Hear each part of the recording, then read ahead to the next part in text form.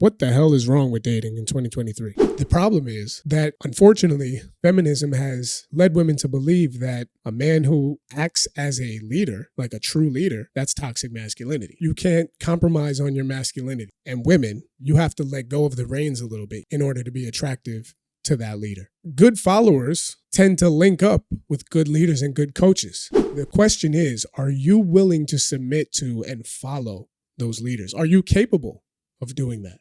What's going on, y'all? Welcome back to Social Currently on the Peak in Truth. I want to talk about an issue that's permeating in our culture today, and that's dating.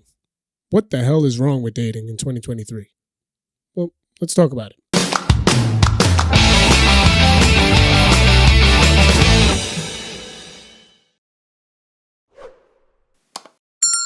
There are a couple issues that I notice and that tend to pop up a lot. One of which is, it's easy to blame guys and say, guys need to step up. Guys aren't manning up. What happened to the traditional men and guys that want to commit? Guys are afraid of commitment. That's a really popular talking point. And while there is some truth to that, the other side of the coin, and something that's just now starting to be talked about a little bit more that I want to bring some attention to, is some of the issues that I hear women complaining about that I think need to shine a light, or that do shine a light on the need for women to take some personal accountability for why some of these issues are existing currently in society. So let's talk about one. So here's an issue that I hear women say a lot. Guys just want to fuck, and then, they'll lose interest real quick. Right after they fuck, they'll lose interest, and it's because they're manipulative. All guys are manipulative, or they're groomers or something like that. Well, I actually firmly disagree with that. I would say wrong. That's incorrect. It's a common misconception. Now, first of all, it is true. There is such a thing as, post-nut clarity. But what women fail to realize is that, just like guys sometimes may not satisfy you sexually, and that's a turnoff, right? We hear women talk about this all the time, like, he only lasted like 30 seconds, or, which I don't know how you could only last 30 seconds, but that's neither here nor there. He only lasted 30 seconds, or, his dick was too small, or his dick was too big. Or, there's a wide array of things that can either turn a woman on sexually or turn her off. So just like that can happen, ladies, and a man might not fulfill you sexually, and that would be a turnoff, right? The same thing happens with guys. Now, we don't talk about this that often because women believe, and I must say it might even be partially true for most guys or many guys, I should say, who, how can I put this, who are happy to just have the opportunity to get laid in the first place. So women will think, or will say that, guys will fuck anything. And, so really that leads you to believe that almost like you can do no wrong, right? So it's like, well, you gave him the pussy and that's it. Well, now if he fucked and then he lost interest, it's just because that's just how guys are. They just wanted to fuck in the first place. Well, that's not true. You see, like sometimes guys either get turned off, and we don't talk about it in that way. Like, oh yeah, we had sex and it just wasn't, the emotional connection, even if that might be part of it. That's not how guys communicate, right? At least not typical masculine men, right? So really it will manifest as losing interest, right? And once again, there is such a thing as post-nut clarity. That's true.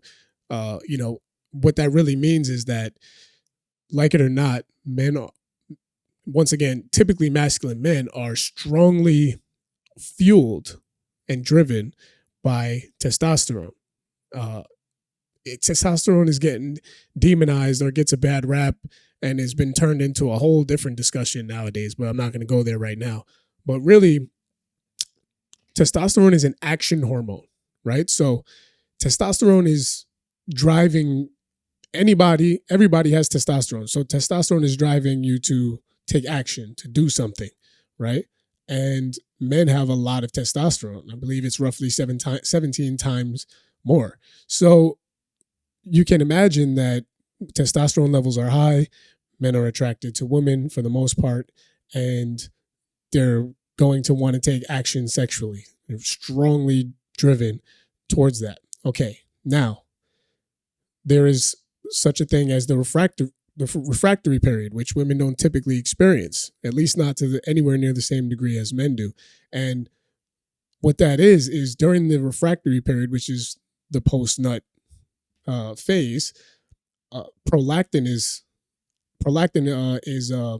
increased in the male body, and prolactin is something that's going to naturally suppress your testosterone levels, and thus you're not going to be that horny anymore. And that if we haven't realized by now that hormones in general affect your state of mind, your mood, and all these different things, then y'all just haven't been paying attention, or you just don't care to learn. But that's what happens. So testosterone levels are really high. Man is really horny.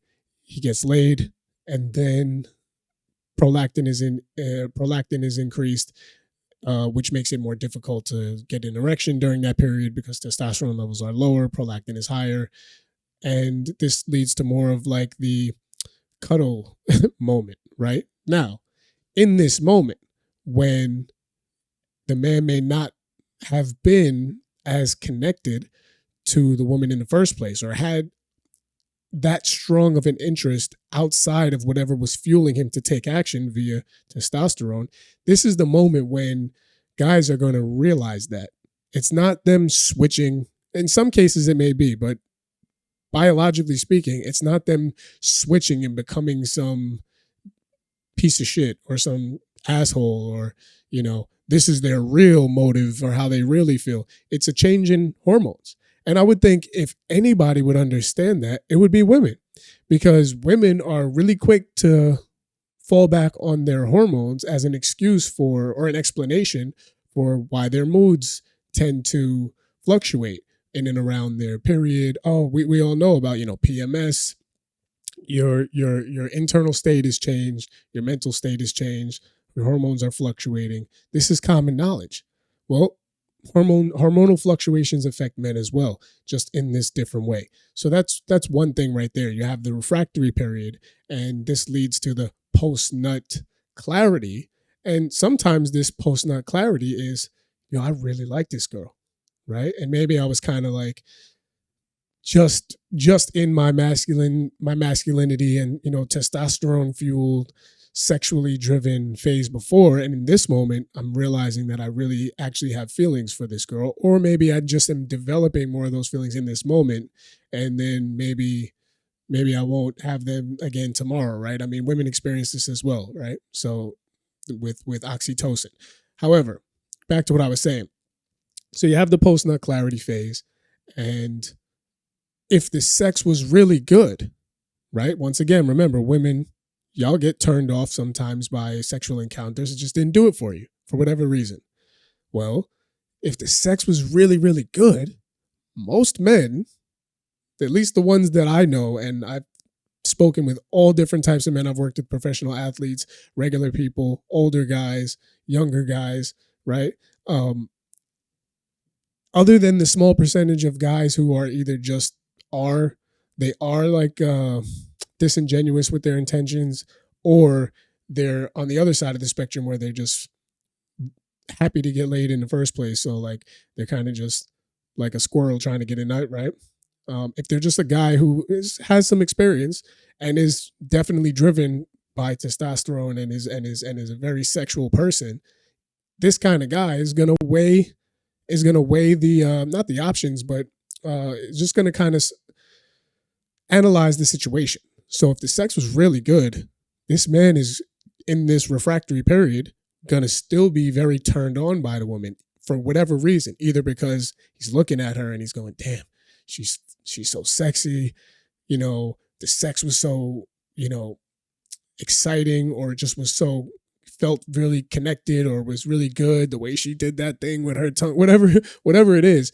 In that moment, I'm thinking about this as a man, and I got this woman right here. Then there's the other side of it. Well, maybe now whatever was exciting me about this woman, other than the sexual stuff itself, I'm adding that on subconsciously or consciously in this moment to my attraction for her. So what I'm trying to say is, if the sex is really good, if there was some sort of vibe and connection there, most guys are going to want to see the girl again.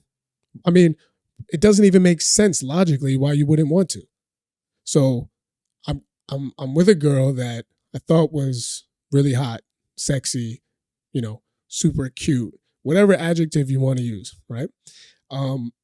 And we had a little bit of a vibe. I kind of liked her, but I was obviously driven by testosterone and my desire as a man for sexual interaction. And now we did that, and it was amazing. And I don't want to see her again. That doesn't make any sense. Of course I would want to see her again. As a man who is still desires that, has such a strong desire for sexuality, I would want to see her again and again and again. I would want to be able to fuck as many times as I could, whether that meant making her my girl or just seeing her more frequently. A lot of that would depend on those other things other than the sex itself. But the point I'm making is that if the sex is really good, no normal man in his right mind is going to not want to see this girl again.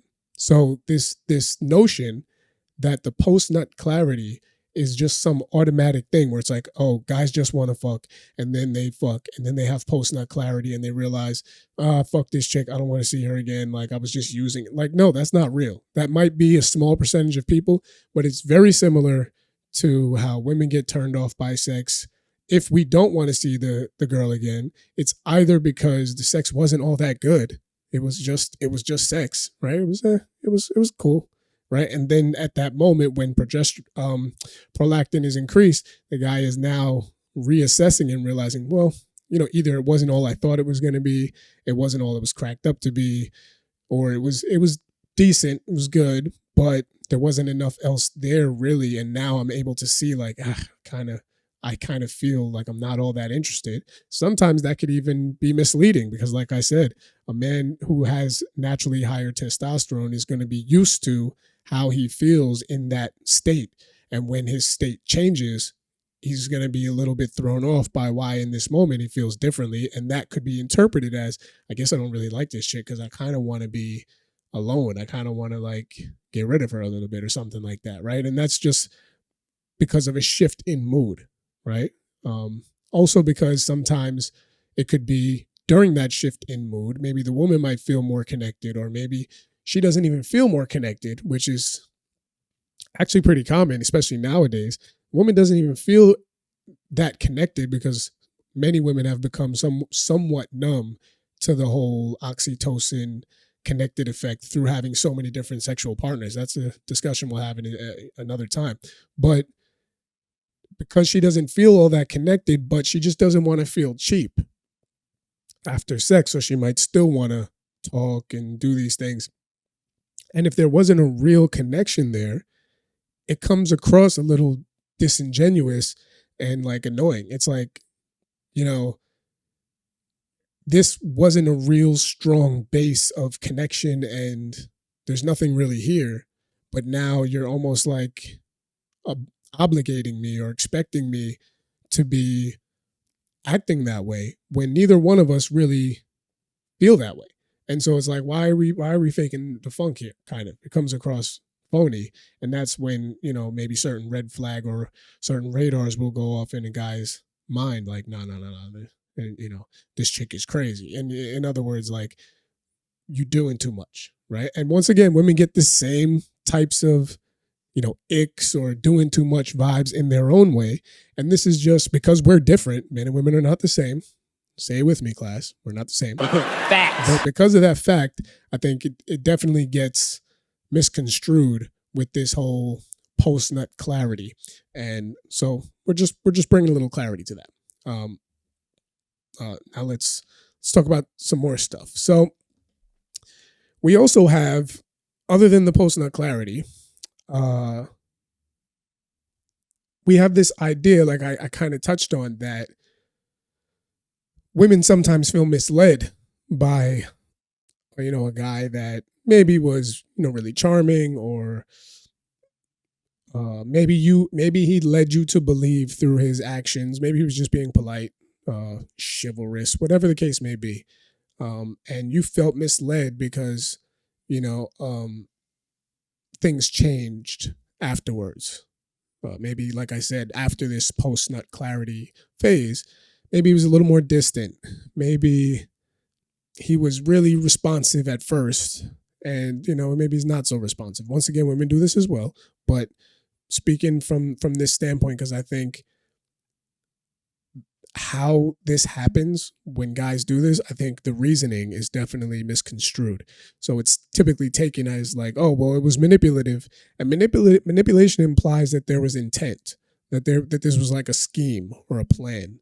And I just don't see that many guys. Most guys are not really good with women at all in the first place. So to assume that they have some master plan of scheming this whole thing up is a little bit inconsistent with the point that women tend to make about how guys don't understand women, and they're not good with women. That doesn't make sense. But really, what's happening is that there's like I said, there's a misconception between feeling misled, how you feel, and what the reality is. And in most cases, we could just flip it around. Let's say you guys feel misled all the time. Let's say you, as a woman, you have on all this makeup, you have a push-up bra on, you turns out titties are fake, maybe even other parts of your body are reveal themselves to not be authentic. And sometimes that turns guys off. Some guys may not care, but I know a lot of guys do, including myself. So, how would you feel, ladies?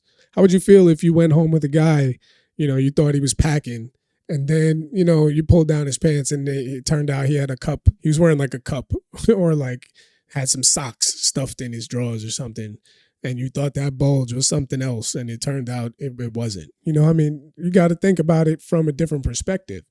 And so when guys, you take off your push-up bra and it's not the same, or turns out that they're fake or something like that, that's misleading. And yeah, that's a turnoff. So the guy may not be as interested after that, just like you might not be as interested when it turns out, oh, he had a little dick. I didn't like it. Well, yeah, if you think the guy is packing and you pull it down, yeah, you want to see it. You want to see it come out. You want to see what comes out. You want it to match up with what you're expecting, or exceed your expectations, right? Rightfully so. Well, that's how we feel, right? So another thing is, and this is the last thing I'm going to say here is, women tend to want, and I'm not, by the way, I'm not nitpicking or demonizing or criticizing even any of women's preferences. I think it's perfectly okay that we all have our preferences, right? The problem is that when men have preferences, it tends to be a problem. Or not only is it a problem, or not even is there a problem about the preferences, it gets misconstrued as something completely different, and men wind up being demonized and vilified. And that's not only is it not right, it's just furthering the chasm or the divide between men and women. And that's part of what the problem is with dating, in my opinion, in 2023. So I want to finish off with this one. So women want, strong masculine leaders. They want a guy who can guide them, who can make them feel safe. Even though protection can be provided by all different types of modern tools and facets of society, it's still an attractive quality of for a man to have, to be able to protect a woman in whatever fashion he can, for her to feel protected and safe, right? Not just physically, but emotionally safe, right? Like he can handle her. So, and they want to be led. And this is the thing. When women say they want to be led, nowadays, I don't think they really understand what it means themselves, because they say they want a leader, but we're not talking about like somebody who has directions or something like that, where, in old school classical relationships, that was actually literally part of it. Like, there used to be jokes comedians used to make about guys who refused to stop and ask for directions, or would be staring at the literal physical map like, I think we're going, I know where we're going, you know what I mean? And it would be like the woman would be there like, this fucking guy he doesn't know where we're going. He's not a leader. Now, there's other aspects of it as well, like, where are you going in life? What decisions are you going to make? Are these decisions going to lead us towards prosperity, both, in our relationship and as a career? If we have a family, are you going to be able to guide that family? Can I lean on you for advice? Are you going to teach me anything? Are you capable of teaching me anything? All these things. And once again, that is absolutely a primary quality that men should have, and that it makes perfect sense that women would want that quality in a man. I get it. However, like I said, the problem is that, unfortunately, feminism has led women to believe that a man who acts as a leader, like a true leader, that's toxic masculinity. And wow, that's a problem, because then women find themselves, I think, from all the accounts that I hear and see on social media, they find themselves in this position where it's almost like a cognitive dissonance, because they want a leader, they want to be led, but yet they still want to kind of like wear the pants. They want to still exemplify the strong woman feminist ideology that we've seen in TV, movies, and that they see other women, celebrities, and all types of people kind of exemplifying on social media, right, out there in the world. They want to be a strong woman. They don't want to be told what to do, right? And I'm not saying that you should, boss a woman around and that's what being a leader is. It's not. I mean, that's not what being a leader is in general, right? If you're a leader of men, just bossing them around is not being a good leader. However, if you are the leader and you are a good leader, there is an element of shut up and do what I tell you to. Just now, do it. Once again, I'm not saying that's what you should just say. I would advise that you don't say that.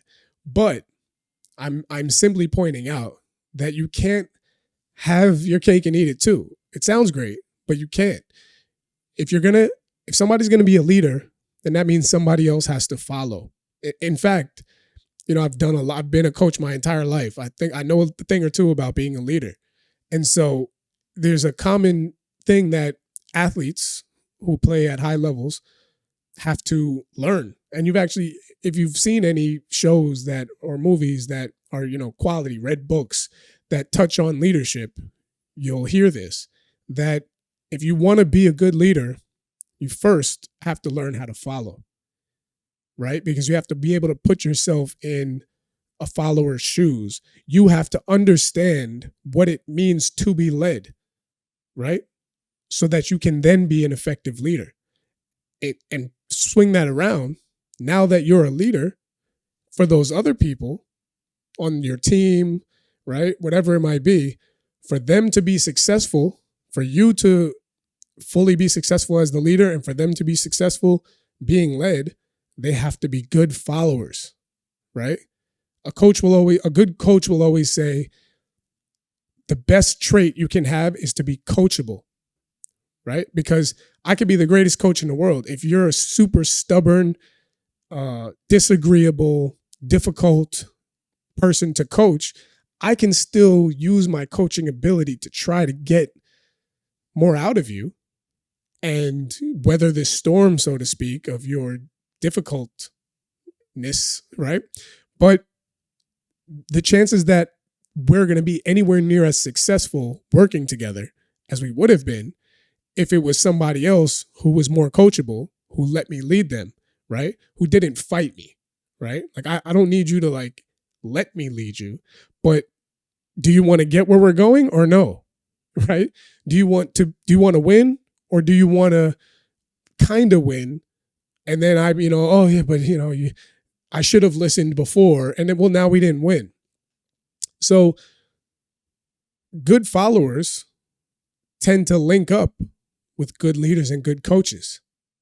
You'll see this. This is why even the strong alpha athletes, let's say like strong football players, basketball players, guys you would look at, both men and women would look at and say, damn, those are strong dudes. They're definitely like alpha men, right? You would assume they're leaders. Well, those same guys, if you listen to them talk about their coaches, they'll always respect the coaches that were the toughest on them, that pushed them the most, that basically dominated them, that didn't cater to their needs and put them in their place, right? And really what that means is that those athletes respected the guy for being a leader and they submitted to his leadership because they wanted to win. They were the leader of the team in terms of the rest of the players. And they knew that in order to lead that team and get everybody on the same page, they had to show that they were willing to submit to the coach if the coach was worthy, right? And by doing that, everybody would then be a cohesive unit and we had a great chance of success. So ladies, if you want a good leader, if you want a man to be a leader, there's guys out there. There's guys out there that will be happy being leaders, that are leaders. The question is, are you willing to submit to and follow those leaders? Are you capable of doing that? And maybe you're not. But I do find this cognitive dissonance, and I hear it all over social media where women want, I think that they almost may feel either consciously or subconsciously like this internal battle between feeling like they're letting themselves or other women down by acknowledging that they do want a leader and to be that, to not have to be the boss bitch. Like I said, like the athlete. Yeah, he's a strong alpha dude. Everybody in the league respects him. But he submits to the coach.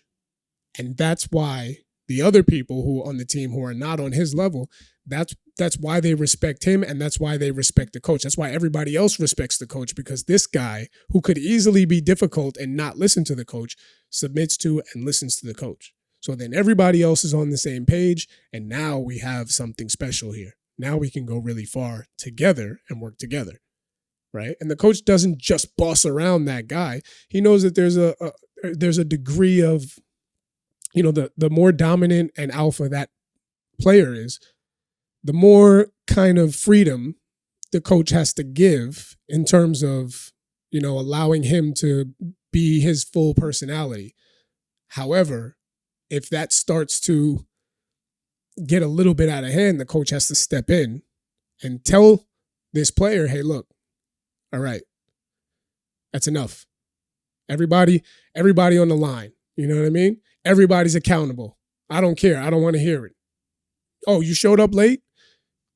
You're not starting, right? I don't care if you're the best player, because if I don't hold you accountable, then nobody else is going to fall in line either. So you have to submit and be a follower and show that I'm the coach and you're not. And I have to maybe make an example of you at times. So bringing this analogy full circle, if you want a good leader, it's imperative for you to understand how to be a good follower. And in other words, to be a little submissive and respect the authority of the leader. Now, I guess you could say that comes down to how do you choose? How do you select? And that's definitely a discussion, for women to have amongst themselves, right? You have to make that determination.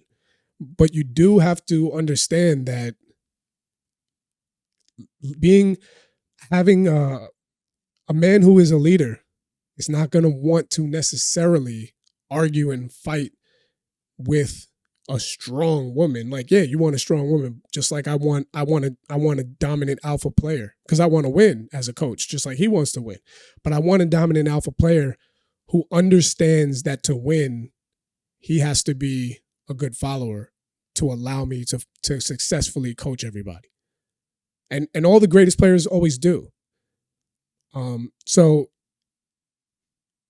ladies, if you want greatness in your relationship, I mean, guys, we could talk about what guys need to do, but right, as far as this issue is concerned, like, guys, you got to be leaders, right? Leaders of yourself, leaders of continuous growth, leaders of masculinity. You can't compromise on your masculinity. And women, you have to let go of the reins a little bit. You do.